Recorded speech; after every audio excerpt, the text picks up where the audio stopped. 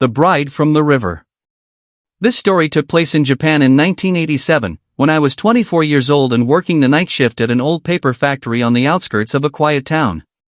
Every evening, just before sunset, I rode my bicycle along the same narrow road that followed a deep, slow-moving river. The route was peaceful, lined with tall cedar trees that swayed in the wind, and I had traveled it so many times that I could ride it with my eyes closed. One cold autumn evening, I noticed an unusually large crowd gathered along the riverbank. Police cars stood nearby with flashing red lights reflecting across the dark water.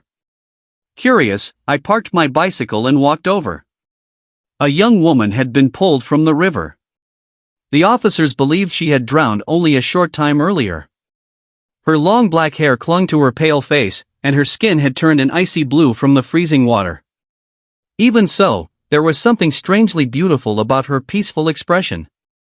She looked as though she were only sleeping. For reasons I still cannot explain, a foolish thought entered my mind. If only I could have a wife as beautiful as her. The thought lasted only a second. Ashamed of myself, I shook my head, climbed back onto my bicycle, and continued toward the factory, never imagining that someone or something had heard those careless words. The following evening, I finished preparing for work and started along the same road. Everything felt different. The air was strangely cold, much colder than the weather should have been. The usual sounds of insects had vanished, leaving only an unsettling silence. As I approached the river, every hair on my body stood on end. I began pedaling faster. Suddenly, I heard what sounded like another bicycle following behind me. I glanced over my shoulder. Nothing. A few moments later, I heard soft footsteps. Step. Step. Step. Each one perfectly matching the rhythm of my bicycle. Again I looked back. No one. Trying to calm myself, I focused on the road ahead. Then my bicycle became incredibly heavy. It felt exactly as though someone had quietly climbed onto the back seat. The rear wheel pressed lower against the road. The bicycle slowed. My hands trembled on the handlebars. Behind me, I could hear slow breathing. Cold. Steady. Much too close. An icy breeze brushed against the back of my neck, carrying the unmistakable smell of river water and damp flowers. Every instinct screamed at me not to turn around. Then I felt it. Something gently resting against my back. Ahead. As though someone were leaning on my shoulder. Before I could react, the pedals began turning by themselves. The bicycle surged forward. Faster. Faster. Faster. I squeezed both brakes with all my strength. Nothing happened. The handlebars twisted on their own, steering directly toward the river. No! I shouted into the empty road. The bicycle raced downhill at impossible speed. My tires left the ground for a split second before crashing through the riverbank. The freezing water swallowed me instantly. I struggled to swim upward, but something wrapped around my ankle. It pulled. Hard. I kicked desperately. The water grew darker. Then I saw her. The same young woman drifted beneath me, her long black hair floating through the water like black smoke. Her pale eyes slowly opened. She smiled. A cold hand reached toward mine. Everything disappeared into darkness. When I opened my eyes again, I was lying on the muddy riverbank. An elderly fisherman knelt beside me, breathing heavily. "You almost died," he said.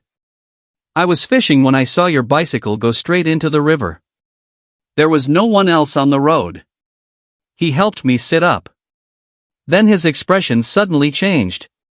His eyes widened with fear. He stared toward the river behind me. Without looking back, he whispered, "If something calls your name, don't answer." Confused, I slowly turned toward the water. The river was perfectly still. Then, ripples spread across the surface. A pale head slowly emerged from the darkness. Only the head. Long black hair floated around it. Its empty eyes stared directly into mine. Its lips never moved.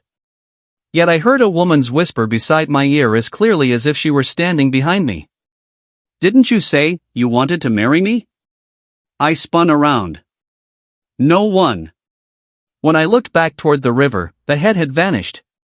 The fisherman was gone as well. Only his fishing stool remained beside the water. From that night onward, my life became a nightmare. Every midnight, exactly 3 soft knocks echoed through my apartment door. Knock. Knock. Knock. Whenever I looked through the peephole, the hallway was empty.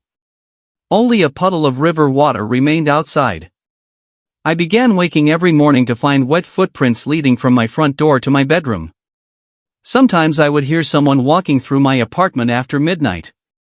Sometimes I smelled wet flowers filling every room. Sometimes I woke to discover my pillow soaked with cold water. No matter where I went, I felt someone standing just behind me. Watching. Waiting. Weeks passed. I stopped sleeping. I stopped eating. Dark circles formed beneath my eyes.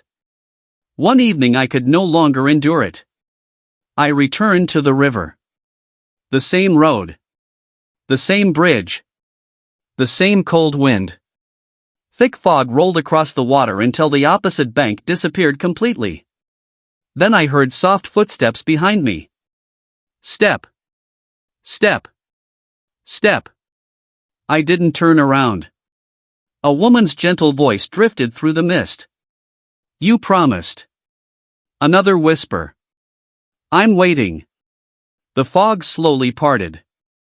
A woman in a soaked white dress stood silently on the surface of the river, unmoving. She raised one pale hand toward me. I don't remember what happened after that. The next morning, local police found only my bicycle lying beside the riverbank. I was never seen again. Even today, the older people in that town refuse to travel that road after sunset. Some say that on quiet autumn nights, 2 silent figures can sometimes be seen standing together in the middle of the river.